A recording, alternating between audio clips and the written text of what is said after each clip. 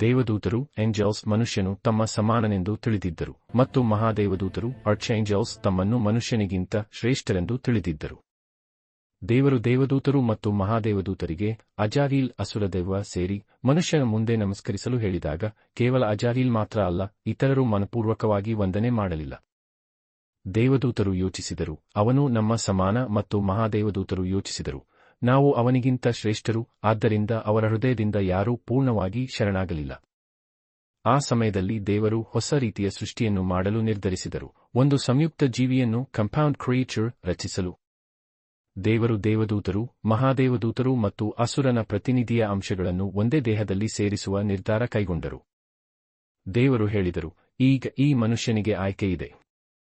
ಆತ ಆತ್ಮದ ಶಕ್ತಿ ಮತ್ತು ಸಹಾಯಕ ಜೀವಾತ್ಮಗಳ ಆಕ್ಸಿಲರಿ ಸೋರ್ಸ್ ಮೂಲಕ ತನ್ನ ಆತ್ಮಿಕ ಮಟ್ಟವನ್ನು ಎತ್ತರಿಸಬಹುದು.